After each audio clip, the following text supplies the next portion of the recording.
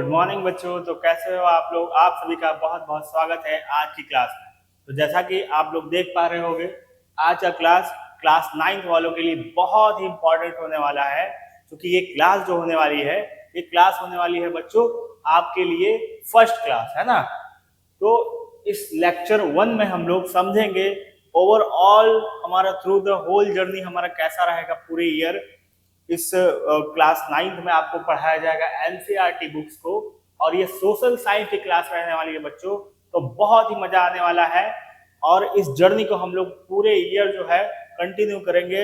हर एक सिलेबस के हर एक चैप्टर्स को देखेंगे, पॉइंट टू पॉइंट देखेंगे, हम लोग डीपली डाइव करके देखेंगे हर एक पॉइंट्स को। कहीं भी कोई दिक्कत नहीं आने वाली है बच्चों। मैं शुरू से लेकर के स्टार्टिंग एंड तक जो है आप लोग को हमेशा आपके साथ में खड़ा रहूंगा, है ना। हर एक पॉइंट हर एक चीजों को हम लोग डिस्कस करेंगे। तो चलिए आज की क्लास को हम लोग शुरू करते हैं। आप सभी से रिक्वेस्ट है कि आप सभी क्लास को जो काफी ज्यादा सपोर्ट कीजिएगा, अपने जो पेशेंस को बनाए रखिएगा, क्लास को एंगेजिंग बनाए रखिएगा, और अवेयर रहिएगा चीजों को देखने के लिए, है ना। तो चलिए शुरू करते हैं। जैसा कि आज आप लोग देख पा रहे होंगे, ये क्लास जो है आपका 9th का होने वाला है, और ये एनसीईआरटी हम लोग कवर करेंगे, है ना। तो चीजों को हम लोग बारी बारी से समझने का काम करते हैं। चलिए तो देखिए, सोशल साइंस सबसे पहले अगर हम बात करें तो what is social science. Social science से आप क्या समझते हैं? तो सोशल साइंस बना है सोशल प्लस साइंस से, ठीक है बच्चों। तो सोशल इट मीन्स क्या, आप बताइए, इमेजिन कीजिए। सोशल मतलब होता है समाज या सामाजिक, और साइंस मतलब होता है विज्ञान। तो जैसा कि मैं आप लोग को एक बात बताना चाहता हूं कि इस क्लास में जो भी बच्चे, चाहे वो इंग्लिश मीडियम के हो चाहे वो हिंदी मीडियम के हो, प्रायोरिटी तो हमारी ये सीबीएसई बोर्ड के बच्चों को ही मतलब साथ में लेकर के चलना होगा। लेकिन जो भी बच्चे, आप चाहे बिहार बोर्ड से हो या फिर किसी अदर बोर्ड से हो, और एनसीईआरटी को कवर करना चाहते हो, एनसीईआरटी को चूंकि हम लोग हर एक चीजों को मतलब इंग्लिश में ही लेकर के चलेंगे, लेकिन जो भी बच्चे अगर हिंदी मीडियम में भी पढ़ना चाहते हैं, तो ये मेरी गारंटी होगी कि उनको हर एक पॉइंट्स हर एक टॉपिक्स आसानी से समझ में आएंगे, क्योंकि मैं हर एक पॉइंट्स को, हर एक आपके कॉन्सेप्ट्स को, हर एक वर्ड्स को मैं जो है दोनों लैंग्वेज में बताने की कोशिश करूंगा, ठीक है बच्चों। तो आप सभी से रिक्वेस्ट है कि क्लास को इंगेजिंग बनाए रखिएगा। तो आइए हम लोग टॉपिक पर वापस आते हैं कि सोशल इट मीन्स सामाजिक, और साइंस इट मीन्स विज्ञान, है ना। तो सामाजिक अध्ययन करना है वैज्ञानिक अप्रोच से। हमारा दृष्टिकोण कैसा होना चाहिए? हमारा दृष्टिकोण होना चाहिए वैज्ञानिक, और चीजों को स्टडी करना है क्या, जिसमें हम लोग समाज का अध्ययन करेंगे, है ना। आप समाज का अध्ययन करेंगे, क्योंकि मैं इस क्लास को बहुत ही बेसिक से लेकर के चलना चाहता हूं आप लोगों के साथ में, ताकि जो भी बच्चे अगर जीरो लेवल पे भी हैं, तो वो मेरे साथ इस जर्नी में साथ निभा करके, साथ दे करके अपने आप को जीरो से हीरो बना सकते हैं बच्चों, ठीक है। तो यही है हमारा आज का जो है क्लास, जिसमें हम लोग हर एक चीज को बारी बारी से समझेंगे। यह आपका क्लास इंट्रोडक्शन कम क्लास आपका चैप्टर 1 का क्लास होगा, जिसमें हम लोग चीजों को बारी बारी से देखने का काम करेंगे। तो देखिए, सोशल इट मीन्स होता है सामाजिक, और साइंस मतलब होता है विज्ञान। तो समाज का अध्ययन करना है वैज्ञानिक तरीके से, उसी को हम लोग सोशल साइंस कह सकते हैं, है ना। अगर हम लोग इसको बोले तो when we study about society with scientific approach,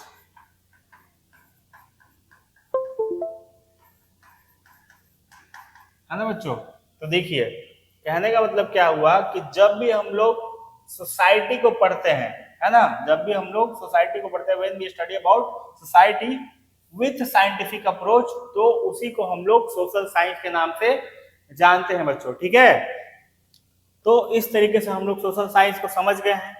अब सोशल साइंस के अंदर बहुत सारी चीजें आती हैं, जैसे आपको पता होगा मेजर इसके सब्जेक्ट्स क्या हैं। मेजर सब्जेक्ट्स हैं हिस्ट्री, पॉलिटी, जियोग्राफी और इकोनॉमिक्स। ठीक है बच्चों, तो अब समझिए हिस्ट्री का मतलब क्या। तो हम लोग अगर बोल सकते हैं हिस्ट्री का मतलब when we study about past events, है ना बच्चों। आप लोग को मोटा मोटी यही जो है डेफिनेशन के रूप में आपको पता होगा, है ना, कि जब भी हम लोग चीजों को पास्ट इवेंट के तरीके के रूप में जानते हैं, समझते हैं, पास्ट इवेंट्स को देखते हैं, पढ़ते हैं, तो उसे ही हम लोग हिस्ट्री कहते हैं। हिस्ट्री मीन्स क्या, इतिहास, है ना। तो अतीत के चीजों के बारे में पढ़ना, बीती हुई बातों के बारे में पढ़ना, जिसमें हम लोग हर एक जो है एंशिएंट टाइम, मिडाइवल टाइम और मॉडर्न टाइम को हम लोग हिस्ट्री को 3 तरीके से उसको क्लासिफाई कर पाते हैं। फिर उसके बाद अगर ब्रॉड लेवल पे देखा जाए तो एक वर्ल्ड हिस्ट्री आपका होता है ना।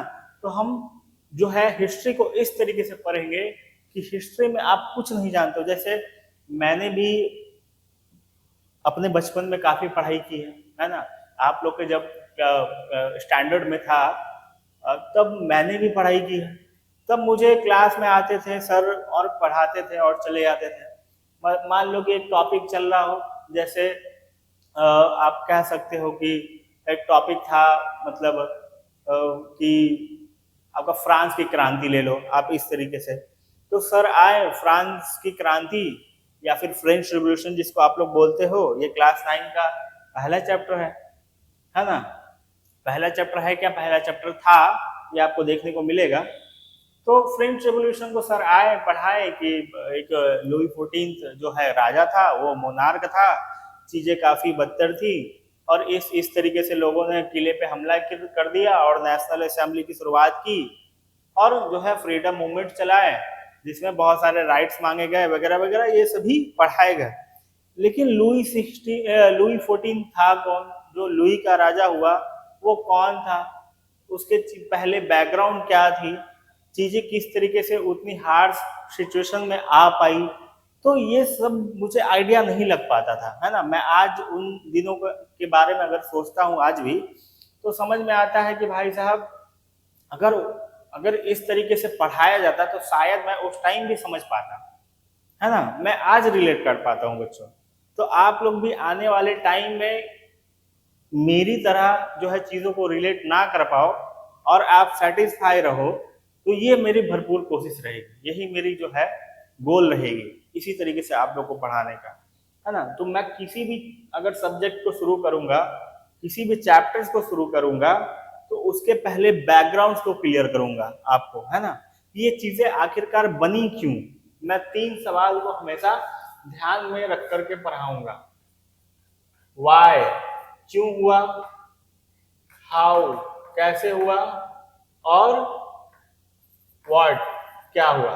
Then we move forward to where and when. ठीक है बच्चों, तो ये हमारी ये जो 3 चीज है आपने देखा, ये हमारी प्रायोरिटी रहेगी किसी भी टॉपिक को पढ़ने का, है ना। जब भी हम फ्रेंच रेवोल्यूशन के बारे में जानेंगे क्यों हुआ, ऐसा सिचुएशन ही क्रिएट क्यों हुआ कि लोग जो है चीजें नाराज हो गए, लोग जो है काफी ज्यादा जो चीजें हैं क्रिटिकल हो गई, वो उसके पीछे का बैकग्राउंड क्या था, लुई 14 के पहले जो है वो कौन सा राजा था, किस किस तरीके से जो सिचुएशन है वो बदली थी। तो इन सभी तरीकों का जब जवाब हमें मिलेगा तब हम लोग कह सकते हैं कि हम लोग सेटिस्फाई हो पाएंगे, है ना। चीजें कैसे बदली, फिर चीजें क्या हुई आगे चल करके, और फिर वेयर एंड फिर व्हेन पे हम लोग फर्दर मूव करेंगे। ठीक है बच्चों, तो ये हमारा अप्रोच रहने वाला है। तो अब आइए वापस, हिस्ट्री हम लोग कहते हैं कि जब भी हम लोग पास्ट इवेंट के बारे में पढ़ेंगे तो वो हमारा हिस्ट्री कहलाएगा। ठीक है, और आइए पॉलिटी। तो पॉलिटी में आप लोग जब भी पढ़ोगे किस चीज के बारे में बताइए, आप लोग सोचिए। When we study about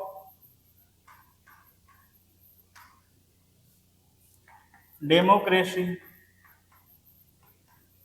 constitution,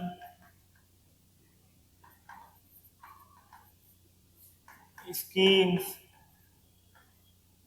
political parties, है ना, पॉलिटिकल पार्टीज, और बताइए आप लोग parliament, administration system.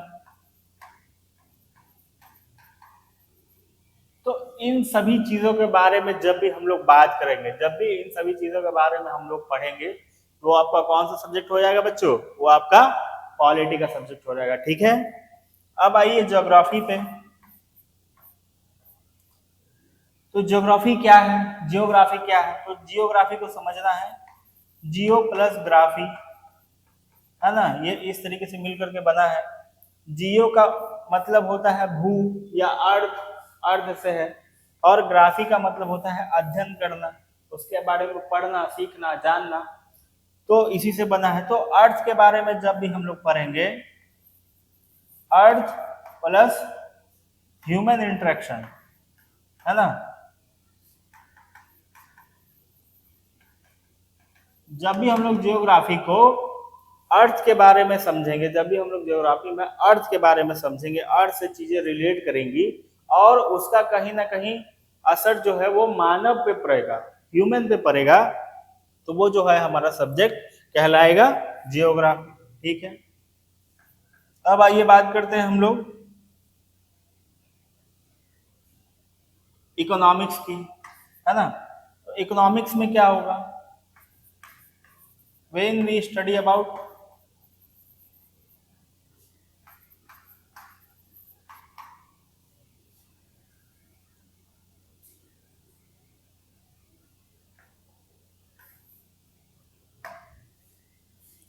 Money, bank, market, है ना, when we study about money, banks, markets, goods, फिर आपका क्या, बहुत कुछ कह सकते हो, goods market, inflation, purchase, sale, tax, data, है ना। तो इन सभी टॉपिक्स को, और इसके बाद तुम आप लोग डाटा के बारे में बहुत सारे डाटा, जैसे सेंसस के डाटा हो गए हैं, उससे रिलेटेड सेंसस के डाटा हो गए, और भी बहुत सारे डाटा। तो इन सब के बारे में जब भी हम लोग पढ़ाई करेंगे तो वो हमारा कौन सा सब्जेक्ट हो जाएगा बच्चों? वो हमारा जियोग्राफी कहलाएगा। ठीक है, अभी आप लोग समझ पा रहे होगे बेटर तरीके से। आप लोग हो सके तो आप लोग कॉपी पेन अगर लेके बैठ सकते हो तो आप लोग इसको नोट डाउन भी कर दोगे।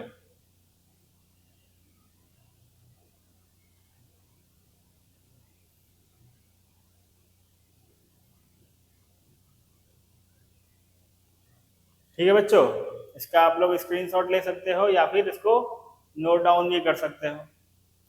मैं देखिए, मैं चीज़ों को एकदम बेसिक से लेके चल रहा हूँ क्योंकि आपका क्लास 1 होने वाला है।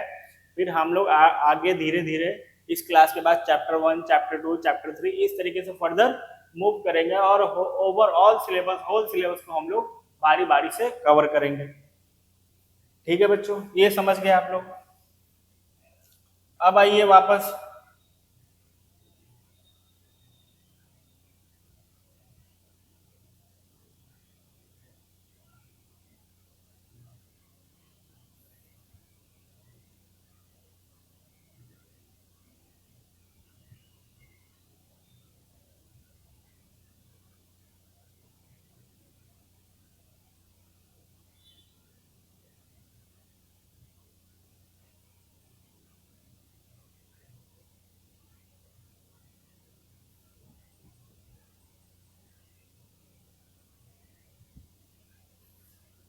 ये आपको आइडिया लग चुका होगा।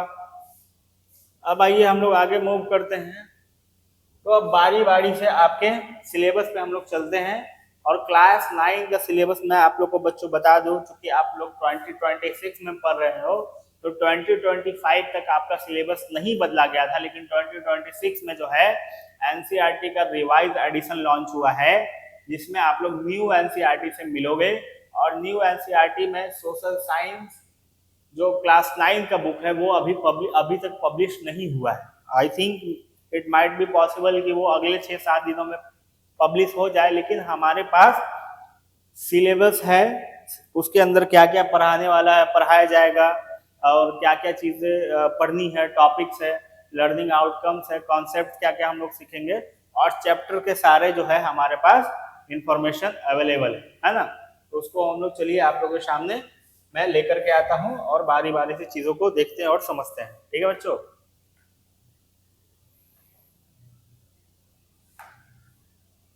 तो देखिए, ये आप देख सकते हो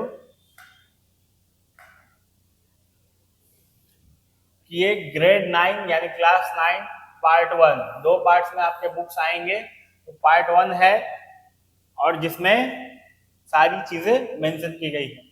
ये आपका थीम है ना, ये थीम कहलाएगा, जिसमें आप लोग कह सकते हो कि सब्जेक्ट डिसाइड करेगा ये कौन से सब्जेक्ट में लाइज करेगा। अभी हम लोग फर्दर इसका क्लासिफिकेशन करेंगे, और आप लोग अपने कॉपी में या तो नोट बना सकते हो या फिर कहीं पे नोट कर सकते हो कि ये कौन कौन सा चैप्टर किस किस सब्जेक्ट में लाई करेगा। ठीक है। और उसके बाद देखिए आउटलाइन या कंसेप्ट, इसके अंदर मेजर मेजर चीजें क्या क्या सीखेंगे वो बात की गई है, और हमारे आउटकम्स क्या होंगे, लर्निंग आउटकम्स क्या होंगे, वो ये सारी चीजें दी गई हैं। तो इसको हम लोग मतलब कंसाइज वे में समझने की कोशिश करते हैं, मोटा मोटी की चीजें क्या है। सबसे पहले अगर बात की जाए तो सबसे पहला चैप्टर है आपका अंडरस्टैंडिंग सोशल साइंस। मैंने आपको इसका कुछ झलक बताया है, तो लेकिन हम लोग इसको कवर करेंगे, ये आपका चैप्टर 1 के रूप में ही है, लेकिन ये आपके एग्जाम के पॉइंट ऑफ व्यू से उतना इम्पोर्टेंट नहीं है, लेकिन एक समझ विकसित करने के लिए, एक अंडरस्टैंडिंग डेवलप करने के लिए जो है काफी इंपॉर्टेंट चैप्टर है। आपको एटलीस्ट पता होना चाहिए कि सोशल साइंस का स्कोप क्या है आज के सोसाइटी में, करियर अपॉर्चुनिटीज क्या है, इन सभी चीजों के बारे में आपको जो है सीखने को मिलेगा इस चैप्टर में। ठीक है, तो ये बहुत ही इंपॉर्टेंट होने वाला है। मीनिंग, स्कोप, रेलेवेंस, है ना, ये सारी चीजों को हम लोग देखेंगे, समझेंगे। और understanding social science from an Indian perspective, मतलब भारतीय परिदृश्य के तरीकों से, मतलब भारतीय नजरिए से हम लोग चीजों को देखेंगे और सीखेंगे। ठीक है बच्चों, जिसमें आप लोग को सीखने को मिलेगा क्या क्या, सोसाइटी के बारे में, इन्वायरमेंट, इकोनॉमी, गवर्नेंस, है ना, हमारे जीवन के आसपास जो है जितनी भी चीजें, इन सभी के बारे में। फिर आप लोग मीनिंग समझोगे, ज्योग्राफी का, हिस्ट्री का, पॉलिटिकल साइंस का, इकोनॉमिक्स का, है ना, as a discipline, recognize their interconnection, और उसके अंतर संबंध को समझोगे, मतलब वो एक दूसरे से कैसे कनेक्ट कर पाते हैं।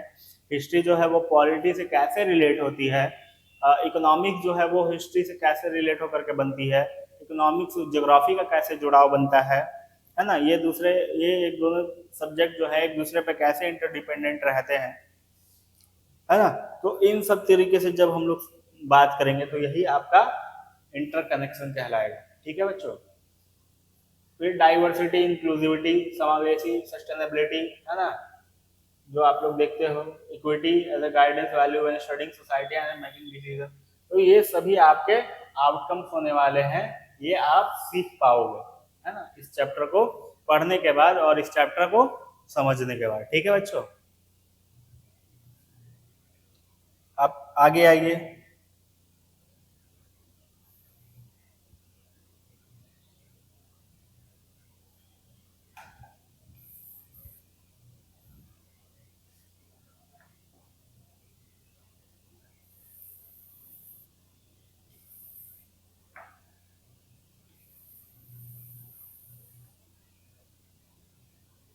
ये हमारा चैप्टर 2 होने वाला है, जिसमें हम लोग देखेंगे shaping of the earth surface, है ना। तो देखिए पहला जो चैप्टर था आपका अंडरस्टैंडिंग सोशल साइंस, वो आप कह सकते हो कि आपका एक इंट्रोडक्शन चैप्टर होगा ओवरऑल सोशल साइंस को समझने में। आप उसको किसी पर्टिकुलरली सोशल साइंस के सब्जेक्ट में आप डिवाइड नहीं कर सकते, है ना। लेकिन चैप्टर 2 से जो है आपका मेन जो है वो स्टार्ट होगा। चैप्टर 2 ये डिसाइड करेगा एक सब्जेक्ट को प्रॉपर। तो shaping of the earth surface, हम मैंने बताया अभी अभी, जब भी हम लोग अर्थ के बारे में बात करेंगे वो कौन सा सब्जेक्ट में आपका लाई करेगा बच्चों, वो जियोग्राफी में लाई करेगा। ठीक है, आप लोग इसको बारी बारी समझते जाएगा, जिसमें हम लोग ज्योग्राफी में आपका जो चैप्टर होगा इसमें अर्थ के शेप के बारे में, कैसे कैसे ये शेप जो है फर्दर मूव किया, इन सभी चीज को बारी बारी से देखेंगे। टेक्टोनिक प्लेट्स का थ्योरी क्या है, जो है इंटीरियर ऑफ द अर्थ, मतलब अर्थ के आंतरिक संरचनाओं के बारे में हम लोग पढ़ेंगे। फिर role of weathering, erosion agents, gradation, river waves and currents, wind, glacier, underground water, landform, disaster, earthquake, landslide, avalanches, glacial lake, outburst, flood जिसको ग्लोव के नाम से जानते हैं, एंड डस्ट स्टॉर्म। तो ये सभी जितने भी प्राकृतिक आपदा है, नेचुरल डिजास्टर्स हैं, इन सभी को हम लोग समझेंगे। और जिसमें आपका मेजर मेजर चीजें होंगी, रिवर वेव्स, करंट, ग्लेशियर वगैरह वगैरह, वेदरिंग कैसे काम करता है, ये सभी चीजें प्लेट टेक्टोनिक के साथ साथ और धरती के आंतरिक संरचनाओं के साथ साथ इन सभी चीजों को हम लोग सीखेंगे। ये हमारे लर्निंग आउटकम्स हो जाएंगे, है ना। जिसमें आप लोग देखोगे कि concept of the plate tectonic आप लोग सीख पाओगे, मेजर जो है टेक्टोनिक प्लेट वर्ल्ड मैप पे आप लोग लोकेट कर पाओगे, है ना। फिर वेदरिंग, इरोजन, सुटेबल एग्जाम्पल आप लोग समझ पाओगे।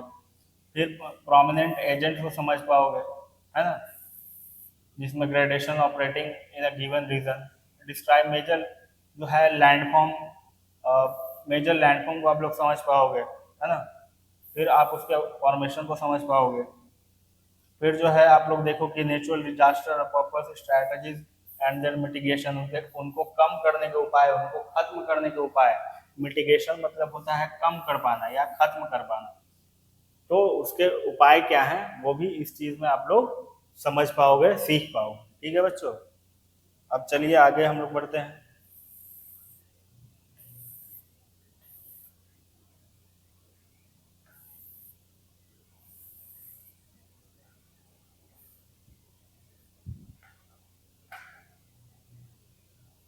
देखिए आपका चैप्टर 3 होगा एटमॉस्फेयर एंड क्लाइमेट। अब बताइए, जब भी हम लोग एटमॉस्फेयर और क्लाइमेट की बात करेंगे तो वो कौन से चैप्टर में लाई करेगा बच्चों, आपके ये आप लोग कह सकते हो जियोग्राफी वाले में ही आप कवर कर पाओ। ये इन्वायरमेंट में भी हो सकता है, लेकिन इसको आप लोग मेनली जियोग्राफी के पॉइंट ऑफ व्यू से ही पढ़ोगे। इसमें हम लोग सीखेंगे स्ट्रक्चर, कंपोजिशन किसके किसके, वेदर एंड क्लाइमेट के, इंडिया का मानसून पैटर्न क्या है, क्लाइमेट चेंज किस तरीके से होता है, फ्लड्स किस तरीके से आते हैं बनते हैं, उसका प्रभाव, इफेक्ट्स जो भी पढ़ना है हर एक चीज पढ़ेंगे। कार्बन फुटप्रिंट्स क्या है, उसको कम करने के उपाय क्या है, तो इन सभी चीज के बारे में हम लोग बारी बारी से पढ़ेंगे। हम लोग सीख पाएंगे, यहाँ पे आप देखो एक स्केचेस बनाना, ट्राइग्राम बनाना डिफरेंट एटमोस्फेरिक लेयर्स का, है ना। फिर ऑब्जर्व कर पाओगे विंड एंड देयर इम्पैक्ट को आप लोग समझ पाओगे। फिर ये भी समझ पाओगे कि इंडियन मानसून जो है उसका कैसे इंटरडिपेंडेंट करता है उनके लाइफ, एग्रीकल्चर, लाइवलीहुड, हर रीजन में, डिफरेंट डिफरेंट रीजन में। जैसे आप लोग समझ सकते हो कि राजस्थान में किस तरीके से एग्रीकल्चर प्रैक्टिस की जाती है, वहाँ के किसान को मतलब क्या क्या था, क्या क्या दिक्कतों की सामना करनी पड़ती है। तो इन सभी चीज को हम लोग बारी बारी से समझेंगे हर एक रीजन के हिसाब से। फिर आप लोग देखिए explain the cows and effect of climate change, represent climate data. तो ये सभी डाटा, चार्ट, डायग्राम वगैरह वगैरह आप लोग सीख पाओगे। क्लाइमेट चेंज का जो है इन्फ्लुएंस किस तरीके से जो है लगातार बढ़ता जा रहा है, और नेचुरल डिजास्टर के रूप में ये कैसे हम लोग के सामने आता जा रहा है, वो भी हर एक चीज को हम लोग देखेंगे, समझेंगे। ठीक है बच्चों।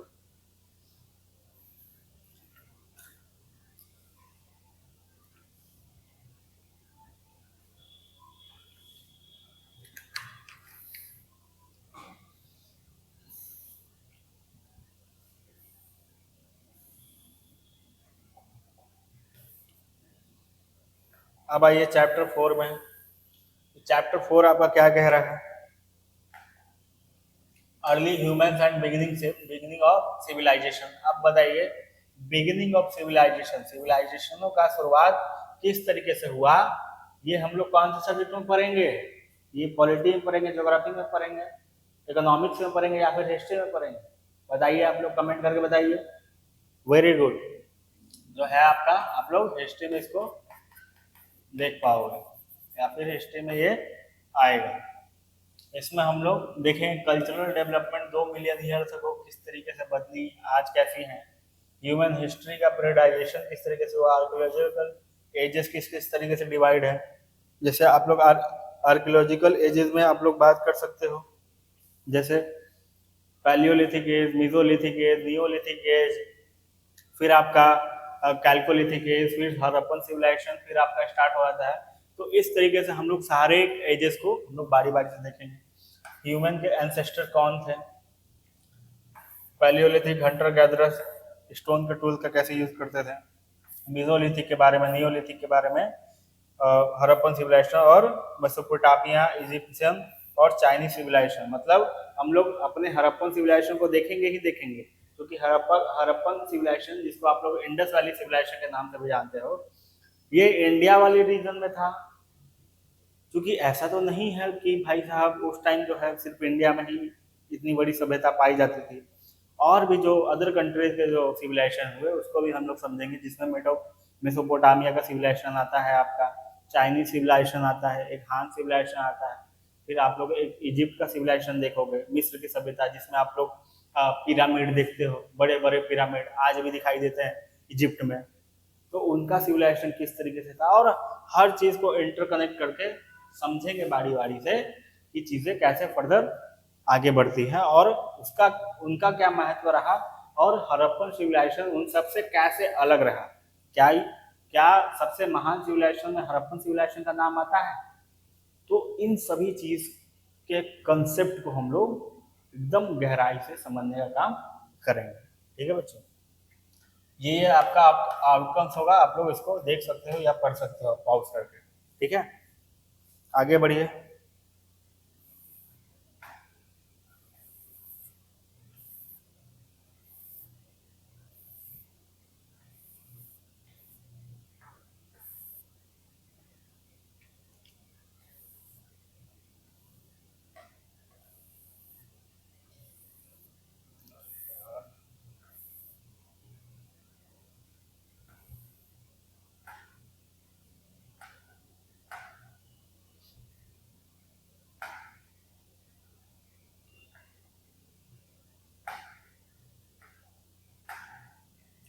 देखिए चैप्टर 5 होने वाला है हमारा स्टेट एंड सोसाइटी के बारे में।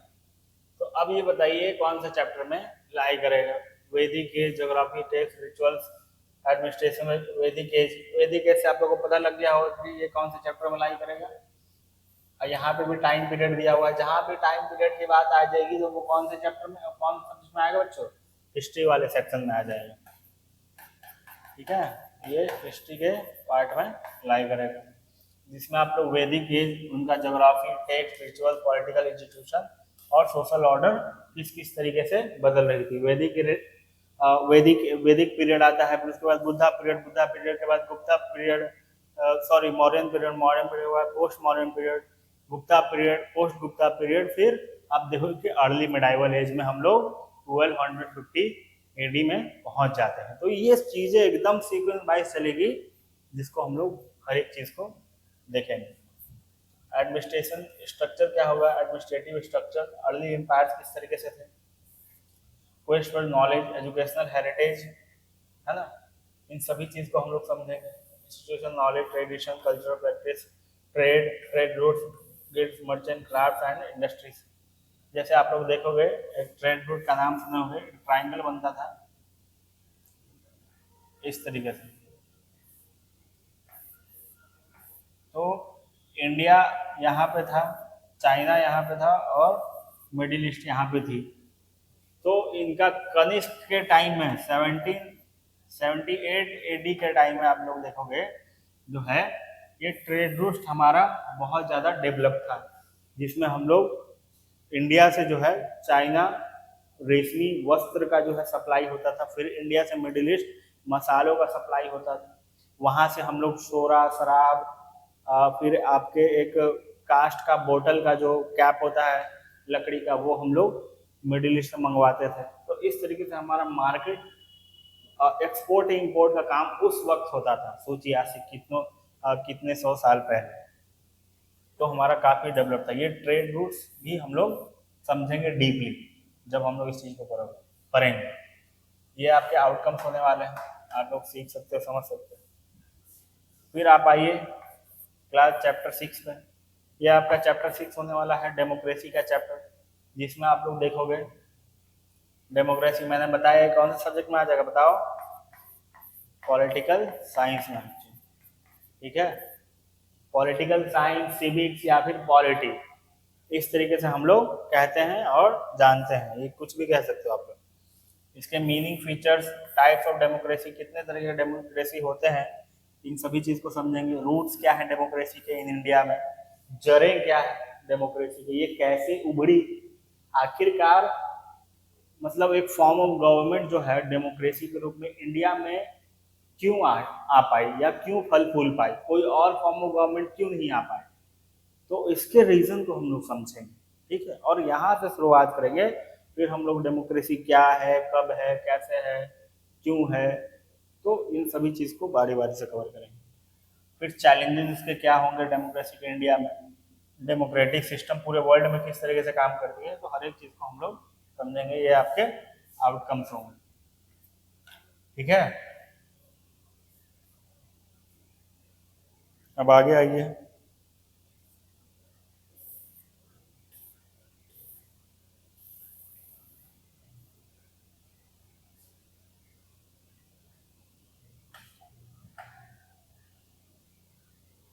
देखिए, ये आपका चैप्टर 7 होगा, जिसमें आपको पढ़ना है इलेक्शन के बारे में। तो इलेक्शन कौन से चैप्टर में आ जाए, कौन से सब्जेक्ट में, ये आपका पॉलिटिकल साइंस के ही सब्जेक्ट में आ जाएगा बच्चों। ठीक है, अब देखिए फैक्टर्स, उसके कारण को, इम्पोर्टेंस, उसके महत्व को, इलेक्शन के कारक और महत्व को हम लोग समझेंगे। इलेक्टोरल सिस्टम इंडिया में किस तरीके से काम करती है, डीलिमिटेशन प्रोसेस या कमीशन क्या होता है वो समझेंगे। Election commission of India and its role. India में election commission, chief election commission कौन है बच्चों, अभी फटाक से आप लोग कमेंट करके आप लोग बताइए कि हमारे chief election commission present time में कौन है, और उनके इलेक्शन का प्रोसेस जो है, सिलेक्शन का प्रोसेस जो है किस तरीके से होता है, वो भी आप लोग रिसर्च करके बताइए। Constituency, electoral rolls, enumerators, party system in India, ये हर एक चीज को हम लोग कवर करेंगे। ये आपके आउटकम्स होंगे, आप लोग पढ़ सकते हो, समझ सकते हो। ठीक है बच्चों,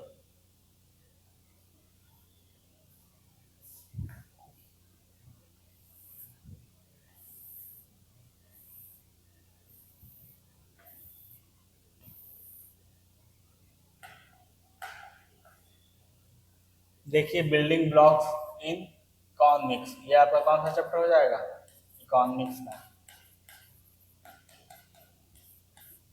ठीक है, जिसमें स्कार्सिटी ऑफ रिसोर्सेज मतलब संसाधन की कमी के बारे में ये पढ़ेंगे। Opportunity cost, the need of making choices, what to do economics, what do economics do, तो इस तरीके से हम लोग पढ़ेंगे। What to produce, how to produce and for whom to produce, मतलब क्या प्रोड्यूस करें, किसके लिए प्रोड्यूस करें और क्यों प्रोड्यूस करें, कैसे प्रोड्यूस करें, ये सभी हम लोग समझेंगे। ठीक है, इस चैप्टर में difference between market, centrally planned and mixed economic system. तो आप देखोगे कि मार्केट को समझोगे, कि उन सभी मार्केट के डिफरेंस को समझोगे जो सेंट्रली प्लान्ड होते हैं या फिर किसी इंडिविजुअल के द्वारा एस्टैब्लिश होते हैं, या फिर आप लोग देखोगे कि मिक्स्ड इकोनॉमिक सिस्टम काम करता है जिसमें पब्लिक और प्राइवेट सेक्टर दोनों मर्ज होते हैं, दोनों मिलके एक मार्केट खड़ा करते हैं। तो इन तीनों का आधार क्या क्या होगा और इन तीनों के बीच में अंतर क्या क्या होंगी, इन सभी चीज को हम लोग कवर करेंगे। वेलफेयर इकोनॉमी किस तरीके से काम करती है ना, तो इस तरीके से हम लोग समझेंगे। ये आपके आउटकम्स हो जाएंगे। ठीक है, आगे बढ़िए।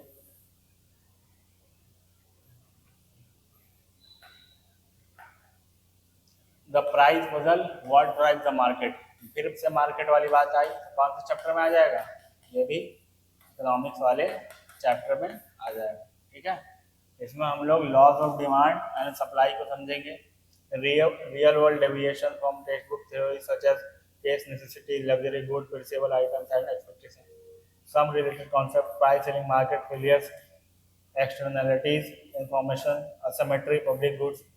तो ये सारी चीज को हम लोग समझेंगे। इससे क्या फायदा होगा, इस चैप्टर से क्या फायदा हो पाएगा बच्चों, जिससे आप लोग को आइडिया लग पाएगा कि आप लोग एक मार्केट को कैसे बिल्ड कर सकते हो, या फिर अपने स्टार्टअप को कैसे बिल्ड कर सकते हो, अपने बिजनेस को कैसे स्टार्टिंग लेवल पे ग्रो कर सकते हैं।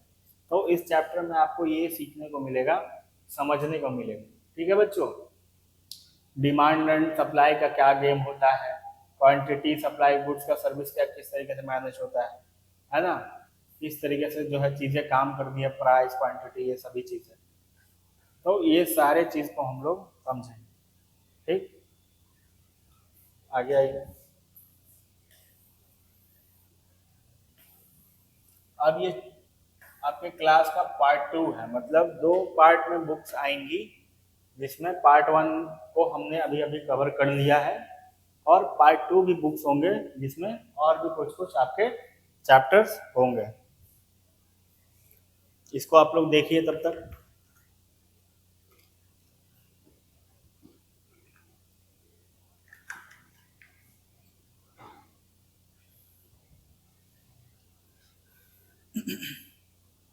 देख लिया,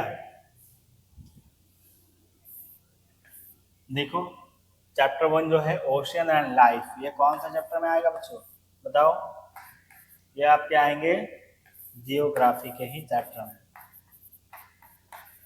ठीक है बच्चों, जिसमें आप लोग ओशियन के बारे में, ओशियन वाटर के बारे में, वेव टाइड करेंट्स के बारे में, मरीन रिसोर्सेज के बारे में, उनके सिग्निफिकेंस के बारे में पढ़ोगे, navigation system, fishing, livelihood concern, challenges वगैरह वगैरह, इन सभी चीज़ को देखोगे। Cyclone, tsunami, early warning system किस तरीके से काम करती है, ये सभी चीज़ के बारे में पढ़ोगे। इंटरनेशनल मैरीटाइम रूल्स क्या है, ये सभी चीज़ को हम लोग इस चैप्टर में कवर करेंगे। ठीक है, ये आपके आउटकम्स होंगे, जिसमें आप लोग ये सारी चीज़ों को सीख पाओगे, समझ पाओगे। ठीक है,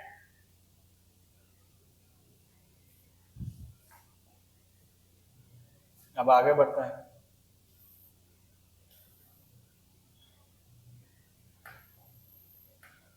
ये आपका लाइफ ऑन अर्थ, ये कौन सा सब्जेक्ट से रिलेट करेगा, ये भी आपके जियोग्राफी से रिलेट करेगा, क्योंकि अर्थ वाला पार्ट इसमें आपको दिख रहा है।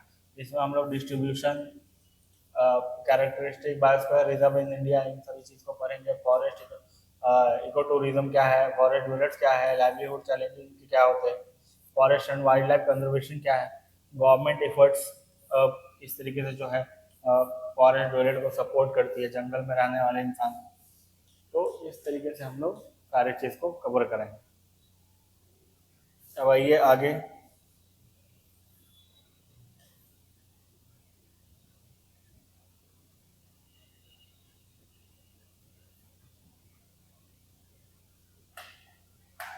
ये आपका चैप्टर 3 होगा, रेजिस्टेंस एंड रेजिलियंस। ये 1000 CE से 1700 CE तक हम लोग देखेंगे, जब से दिल्ली सल्तनत से स्टार्ट होता है तब से लेके हम लोग देखेंगे 1700 CE तक, मतलब मॉडर्न पीरियड से ठीक पहले तक लगभग लगभग। ये कौन सा सब्जेक्ट का चैप्टर होगा आपका, हिस्ट्री का बच्चा। ठीक, देखो इसमें क्या क्या सीखेंगे, safeguard, sovereignty, resistance, alliance, confederacy, development of art and architecture, language and literature. इसी में आपको दिल्ली सल्तनत के बारे में पढ़ना होगा। ठीक है, मुगल एम्पायर इसी में आपको दिखेंगे। फिर भक्ति, tradition, forts, fortification, expansion of India, economic state, इस तरीके से हर एक चीज़ को हम लोग समझेंगे। ठीक है, political, military contribution, regional kingdom कौन कौन से थे, इंडिया का हिस्ट्री जो है वो कैसे सेव किया इतने से इतने CE में, है ना। पॉलिटिकल, इकोनॉमिक, कल्चरल कंटेक्स्ट किस तरीके से अडेप्ट हुए, बदले किंगडम के मतलब हर किंगडम के अकॉर्डिंग। तो ये सभी चीज़ को हम लोग देखेंगे और समझेंगे। आगे आइए।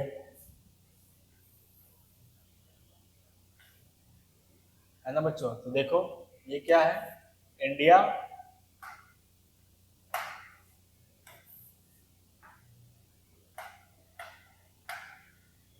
इंडिया एंड द वर्ल्ड, ये भी आपका कौन सा चैप्टर में आ जाएगा बताइए, 1900 बीसी से 1200 सीई तक, ये भी आपका हिस्ट्री का चैप्टर होगा, जिसमें आप लोग देखोगे हड़प्पन सिविलाइजेशन से चीज़ें कैसे शुरुआत हुई, और फिर 1200 सी या मतलब आप लोग देखोगे कि जिसमें Mesopotamia, Greece, Roman Empire, China, South East Asia, इन सभी का सिविलाइजेशन, ट्रेड वगैरह, कॉमर्स वगैरह किस तरीके से काम करता था, ये सभी समझेंगे।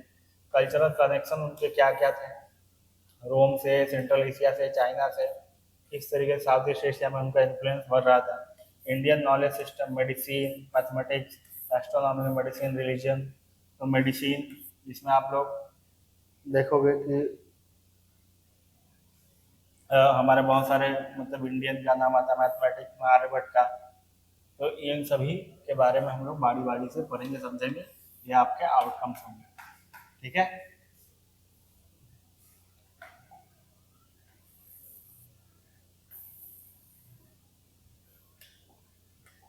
ये देखो एक अथॉरिटी का चैप्टर है, ठीक है, जिसमें आप लोग, ये भी आपके हिस्ट्री से ही रिलेट करेगा, जिसमें अथॉरिटी मतलब किसका शासन होगा, है ना, कौन मतलब जिम्मेदार होगा।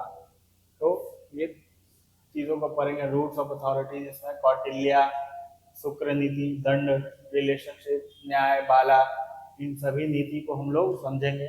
Constitutional status, justice, security, science, since ancient times, किस किस तरीके से प्राचीन काल से ही जो है सिक्योरिटी, सुरक्षा, न्याय की व्यवस्था, सुरक्षा व्यवस्था किस तरीके से काम कर रही थी, वो सभी चीज़ समझेंगे। Citizen with election and democratic institution, ये किस तरीके से काम कर रही थी। Types of authority, functional, sensitive, welfare orientation oriented, ये सारे चीज़ को हम लोग समझेंगे, ये हमारे आउटकम्स हो जाएंगे। अब देखो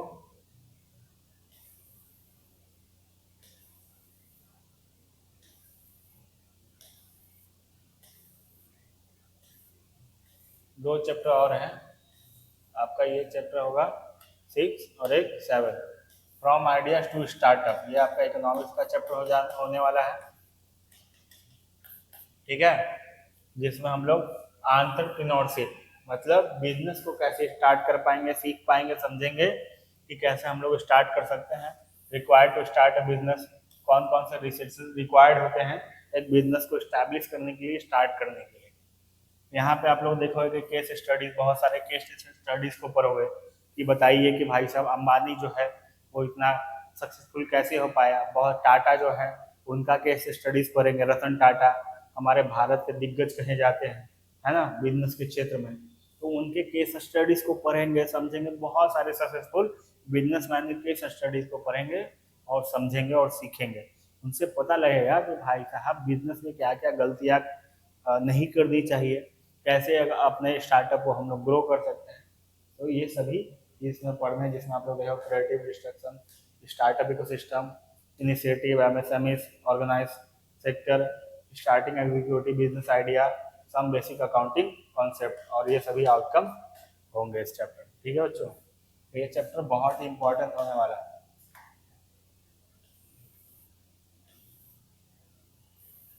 आगे देखिए, ये आपका लास्ट चैप्टर होने वाला है, smart ways to manage your finance, ये भी आपका इकोनॉमिक्स का होगा। क्योंकि देखो बच्चों, होता क्या है एक्चुअल में, होता ये है कि बहुत सारे मतलब लोग तो पैसे तो कमा लेते हैं अपने जीवन में, लेकिन एक वक्त के बाद वो उसको मैनेज नहीं कर पाते हैं, और जिसकी वजह से क्या होता है कि उनकी जो इकोनॉमिकल फाइनेंशियल कंडीशन है वो फिर से वो खराब हो जाती है ना। तो पैसे कमाने जितना जरूरी है, पैसा को कमाना जितना जरूरी है, अर्न कितना जितना जरूरी है, उतना ही जरूरी है ये सीखना कि उसको बचाया कैसे जाए, उसको मैनेज कैसे किया जाए, और उसको फर्दर ग्रो कैसे किया जाए, है ना। तो ये बहुत ही जो है इम्पोर्टेंट चैप्टर होने वाला है उस पॉइंट ऑफ व्यू से।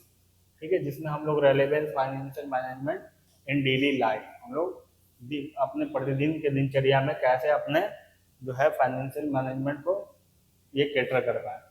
इन्फ्लेशन इम्पैक्ट परचेजिंग पावर क्या होता है, ये सभी सब कंपाउंड इंटरेस्ट रेट कैसे काम करती है, budgeting saving investment like fixed deposit stock risk and insurance personal income tax कैसे फाइल किया जाता है, तो ये सभी चीज़ बहुत ही अच्छे चैप्टर शामिल हुए हैं आपके न्यू एनसीईआरटी वाले। ठीक है बच्चों, तो यहाँ पे आप देखोगे कि ये आपका जो है चीज़ें खत्म हो गई है ना, इसके बाद ये आपका चीज़ जो है खत्म हो गया, यहीं तक था। मतलब आप लोग देख रहे हो कि पार्ट 2 में जो है 7 चैप्टर हैं,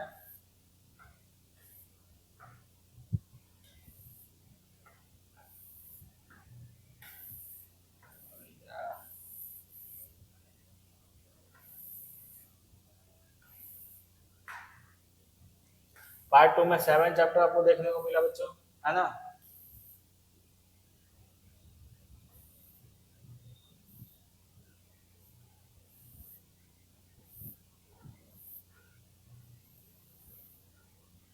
और पार्ट 1 में आपको 9 चैप्टर देखने को मिले, टोटल हो जाता है 16 चैप्टर। ठीक है बच्चों, तो इन 16 चैप्टर को हम लोग पार्ट 1 और पार्ट 2 में डिवाइड करके पढ़ेंगे। ठीक है,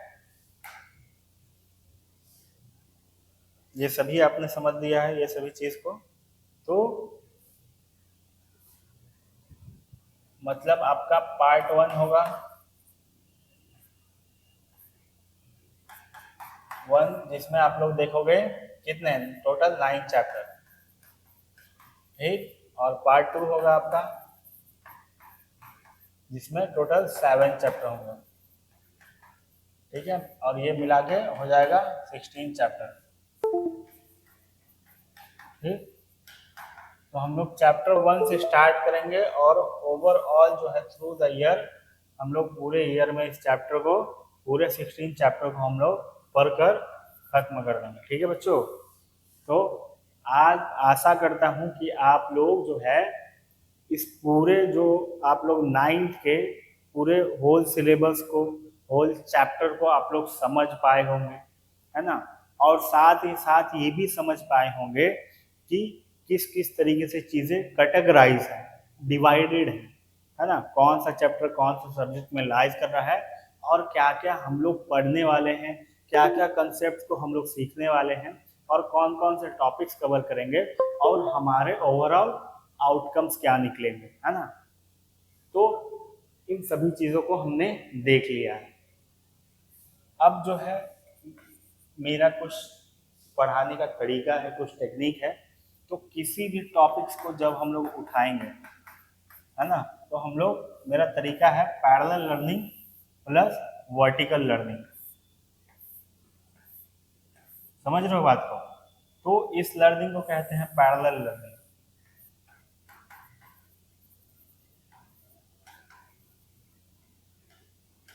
पैरेलल लर्निंग और इस लर्निंग को कहते हैं वर्टिकल लर्निंग।